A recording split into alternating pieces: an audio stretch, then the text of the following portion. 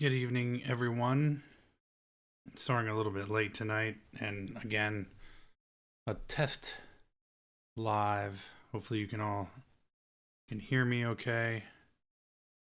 Bethany, let me know. Producer Bethany, if you can hear me, if you're still watching. And let's see here. I'm just once again testing to make sure everything is working okay. And promising once again that I'm going to be doing this on a regular basis, which I am this time. I learned something new today. If I put my fingers up, this is the coolest thing ever. all of a sudden balloons start shooting around me. Apparently, this is the an update in the operating system with Mac. Pretty cool. So anyway, I'm just going to go through the stories of the day and record this and have it go to one of the videos that's going to be listed and put up at the DGH or Dennis Hendrickson YouTube channel. And if you haven't already, check out our latest videos where we go into finance, we go into personal finance, things that are going on in the news, and other things related to the economy and things like that. And once again, I think I've kind of neglected the channel, haven't done a very good job in keeping up to keeping up with content and things like that, but things are definitely going to change. So let me go ahead and get started. Probably not going to be very long, but one of the things that I wanted to get into is banking, and a lot of stuff is going on in the banking world right now, and it's not looking all that good. And one of the things that's not looking good is Flagstar Bank. Flagstar Bank is a bank that I'm familiar with in Florida. I'm not so sure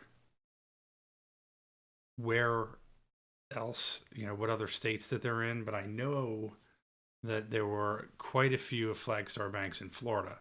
And I do know that a lot of them have closed down in the past. And Flagstar Bank is going to be shutting down 60 more branches nationwide, including 14 in New York. I guess that answers my question. They're also in New York. And this is concerning because it signals something that, to me, is unsettling. And one of those things is not having a physical location to go to. I am not one who particularly likes to do things like to make deposits or take money out of an ATM. I think, first of all, it's too dangerous, especially in the days that we live in now. And I just prefer to be in a bank branch and do things there. It's it's more convenient. It's just nice to have someone there. I mean, if I need a cashier's check, a machine's not going to give that to me. And if I want to, maybe talk to someone, a branch manager, to, wire money or do something, and in those particular types of transactions, I'd like to be in the branch and dealing with someone there. But I think because banks are struggling financially, and I think because of the way that they've handled finances and things like that, that they're forced to close these branches. And this is a huge disconnect between customers and the bank branches. And, what about older clients? I mean, people who typically like to go into a bank on a regular basis, what are they going to end up doing? This is a real problem. And the other thing too is this mobile banking where you take your phone and make deposits. It's kind of weird to do that as well. So that is a concerning thing going on with Flagstar. I think we're going to see a lot more crazy stuff happening with banks. Now, at the same time, JP Morgan, Jamie Dimon, who's a longtime CEO of JP Morgan, and Brian Moynihan of Bank of America, who's a longtime CEO, both sold stock shares in each of their banks. Dimon sold 155 million, Moynihan 166 million. So when you hear that, what does that make you think? Well, it makes me think that there's a problem. Why would CEOs sell that much in stock at the same time if they don't foresee something happening? Now, if you watch the news, they'll sit there and tell you all day long that, well, we're not really sure if we're going to hit a recession, and we're not sure if a recession is coming. I believe 110% that we are actually in a recession for whatever reason. The media is trying to keep that quiet and not tell us that we're in a recession, or suppress that information. Inevitably, just like everything that they suppress, it's going to end up coming out anyway. You can't stop it. But I think that this is a telltale sign that there is a real problem in the economy, and seeing a stock sell off between these two CEOs is a major issue. Let me know what you guys think. UPS is laying off 20,000 workers. I did a video about this earlier today. And this is a broader issue when it comes to automation and AI. So logistics, office, and driver roles are being eliminated. FedEx, UPS, United States Postal Service, and Amazon, they are also shrinking. But what's happening with UPS is they're saying they are going to automate a lot more in their systems. So they're also closing a lot of offices as well. So this is sort of even with a labor intensive company like UPS, you're starting to see a lot more of this automation starting to take jobs. There's going to be a story that I'm going to do tomorrow that Goldman Sachs predicts that 300 million jobs are going to be lost due to AI. That's a whole different thing. That's with basically jobs that people do that aren't labor intensive. So it's a pretty scary thing. And another story in Long Beach, California, there was a Greek restaurant called George's. They were evicted after not paying rent for 9 months. They had changed ownership but failed to recover post-pandemic. And this is I'm starting to see cracks, I think, in a lot of restaurants right now, especially in certain areas of the country. This is a kind of a national pattern, I think, that's going on, a silent collapse in local service industries, especially restaurants. And once again, the media is trying to tell you that there is not an issue in the economy, that we're not in a recession. I think a lot less people are going out to eat now. And this is a trend that I think we're going to see. There was a story that I had done several weeks ago about those who go to Waffle House and IHOP and places like that, and the prices were up over 100%. Someone was talking to me today about going to breakfast and spending over $100 for breakfast. I can't even imagine, 10, 20 years ago, paying that much for breakfast. I mean, dinner is one thing, but breakfast is a whole different thing. So it's wild. And another story, across 233 cities, the average starter home now costs over $1 million. Buyers are putting little to no money down, even taking out 100% financing loans for homes as high as $800,000. Now, no down payment loans was something way back in the day, between 2006, 7, 8, leading up to the financial crisis, or the last financial crisis, or the housing market crisis, where people their income documentation wasn't looked at by underwriters. They were putting down 0%, getting 0% financing, or zero money down, I should say. And to see starter homes at $1 million in certain cities, that's unsustainable. There's no possible way that that's going to continue. What we're seeing in the economy now, especially in the housing market, at least what we see in Florida, we're definitely seeing the housing market turn around. There's a huge amount of inventory. This is happening across the country. I think there's a lot of people that think it's not going to happen to them, but it's going to. We're going to see, I think, a lot worse situations in the housing market than we did in 2008 through 10. That it's for a different reason. And so, it just eventually is going to happen. Prices are going to come down. Like I said, starter homes at $1 million in 233 cities. That's crazy.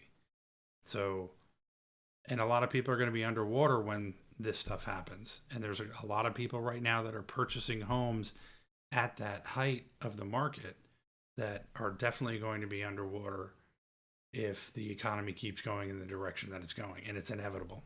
I'm convinced of it. But if you think differently, let me know in the comment section. Now, there are areas that are desperate and they're trying to do whatever they can to sell their homes. And this is really super interesting. In luxury and resort communities, some are offering unusual incentives to close deals, one of which is prepaid homeowners association fees up front, which, I don't know exactly how you do that. I think you build that into the cost of the home. To me, that's, it's kind of crazy that somehow, giving me free HOA dues, well, it's going to make me think that it was built into the cost. Others are giving away golf carts, watches, luxury vacations, and even timeshares. So it's that's a little different. I mean, if you're throwing in, I remember my parents buying a house and they threw a car in. I remember when we bought our house, there was a golf cart that came with it. I mean, it was old and dilapidated, but that was one of those things that kind of, I guess, may incentivize somebody to buy a house. I don't know. Another story, Chinese factories are shutting down production because the U.S. demand has dried up, while some claim they'll shift sales to other countries. Not sure exactly what other countries they're going to shift their sales to. I think that's kind of a weird thing for them to say. I don't see that happening. But global demand is falling. It's not just the United States. It's everywhere. And of course, their tariffs is to blame for pretty much everything. But I think overall, you're seeing a broader pullback from the consumer. I know we're doing it. People I know are doing it. I think overall, you're seeing a contraction in the economy, and it's happening globally. And there's just no way around it. And with the tariffs and everything, that's sort of an added kind of fuel to the fire. But like I said, if you disagree, let me know in the comment section. Now, something related to insurance that I'm an expert in, because I do own an insurance company. California has something called a FAIR program or a FAIR plan. It's a state-backed insurance plan, quasi-governmental agency. Florida has something similar to that. And the purpose of it is to insure homes that are uninsurable from the private market. But what was happening was a lot of homeowners were actually pushed to go into this insurer of last resort. And what ended up happening is that these premiums ended up being higher, and the payouts for claims ended up being much slower. Turns out that a lot of these homes were being put in this program and shouldn't have been in this program. They could have been in the private market. This is something that really angers me. A lot of things do with what's going on in the world right now with health insurance, which is a whole different story I want to get into, which I won't tonight, but I am going to talk about health insurance. But then these property insurance carriers, where they're doing just about everything they possibly can to offload risk. They have done a piss poor job of running their companies.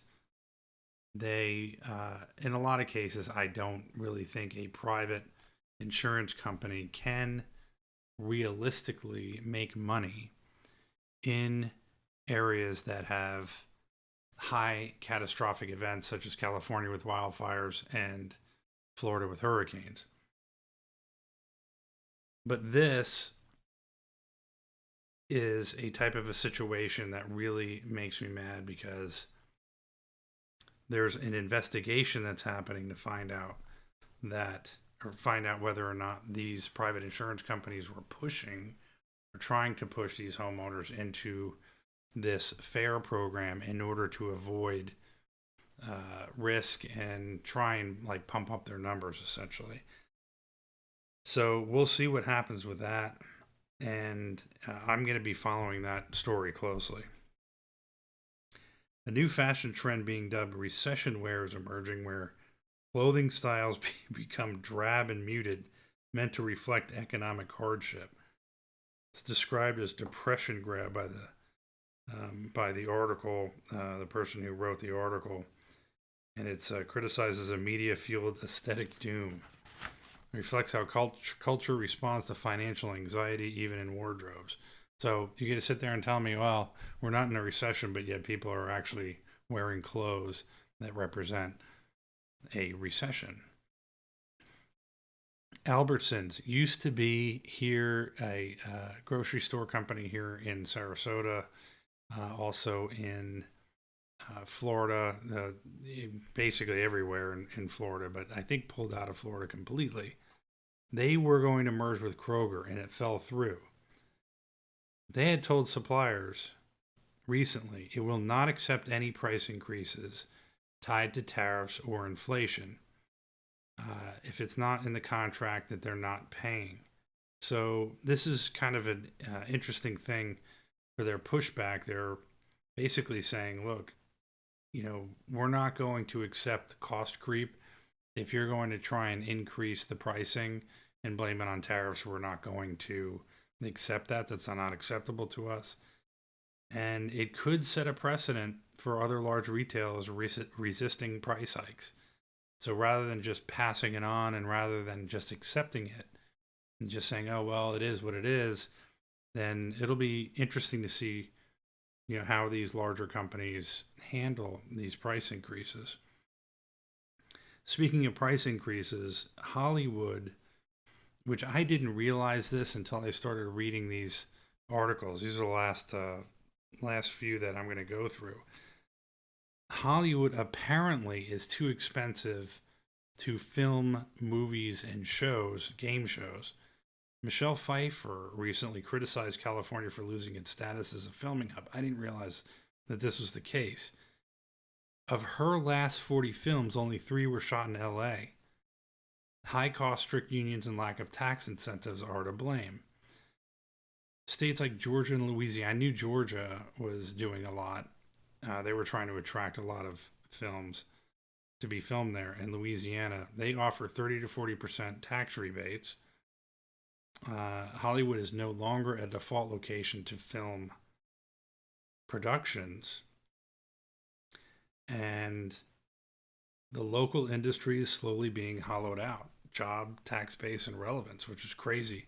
Rob Lowe, you may have seen commercials for a new game show called The Floor. They're actually filming this in Ireland. They flew 100 contestants out to Ireland from the United States because they said it was cheaper to film there than it was in the Fox studios in Los Angeles. So it illustrates how California has become prohibitively expensive to really do anything there. And reality TV is leaving LA. And it's symbolic of LA's collapse. It's symbolic of California's collapse. You have Gavin Newsom, who he's running a podcast right now. Meanwhile, nobody wants to film a movie in LA. I mean, I was just watching Beverly Hills Cop 1, 2, and 3 over the weekend. It just happened to be on Roku, and I'm just watching it, and everything was done in LA. A lot of movies were filmed in LA. Didn't really pay attention to how a lot of these films are really not taking place in LA anymore. It's pretty crazy. Federal judge struck down a $10 cap on credit card late fees. This is kind of a disappointing thing. I think it's unfortunate. Consumers will continue to face a $30 to $40 penalty even as financial hardship rises. So, there's definitely no doubt in my mind that we're headed for financial uncertainty and we're going into a recession. And to have a judge strike down a $10 cap on credit card late fees is really a shame, to say the least. And I did a story recently about buy now, pay later. There are a lot of people that are using that right now to pay for groceries because they're struggling to make a living. They're struggling to pay for healthcare. They're struggling to pay for insurance, homeowners insurance, mortgage, rent, everything. And so now people, even 79 years old, are being forced to use buy now, pay later in order to buy groceries. That is the state of our economy right now. That should not happen in America, and it is. And to have a federal judge strike down the proposed $10 cap on late fees, this is also one of the reasons why the CFPB was put into place. I think we had a lot of other regulatory agencies that were already there to do all of this, but this is a real problem for the middle class. This is a real problem for people under the middle class. And we continue to be taken advantage of. And I'm going to be speaking a lot more about that and how the middle class is being taken advantage of, because I really do think that more people need to be talking about this when it comes to finance, that people are being abused in the middle class. And this is an example of that. Last story that I'm going to talk about. This one is perfect to be the last story and call it a night. And this goes to show you how scary AI is and what's going to end up happening with AI. In Australia, there was a radio host that ran a 3-hour daily show for 4 months, and no one knew that it was AI. It was an AI bot, and people would call in, they would talk to this AI person or bot or whatever you want to call it, and no one knew for months that it was strictly AI and it wasn't actually a person. So if you want to freak out about what's going to end up happening with jobs and the economy and everything else, this is a very good example of what's going to end up happening with AI. It's crazy. Absolutely crazy. So I'm going to be doing a lot more stories on that too. And I really appreciate those who are out here watching. And like I said, I've promised this before, and I will every night. I think I'm going to do Monday through Thursday, probably skip Friday, Saturday, and Sunday. I'll do a daily live nightly show, go over the stories that have happened throughout the day and throughout the week. And hopefully I will see you at, I don't know what time we're going to do it. Kind of like 10 o'clock. Because all the other shows are over at 10 o'clock. We'll have to figure that out. But I will let everybody know. Thanks for watching. I appreciate it. And we'll see you next time. Oh, if it's your first time here, be sure to subscribe. Also, be sure to click the like button and to click that notification bell, because whenever we come out with new videos, you'll be able to watch them. Talk to you soon.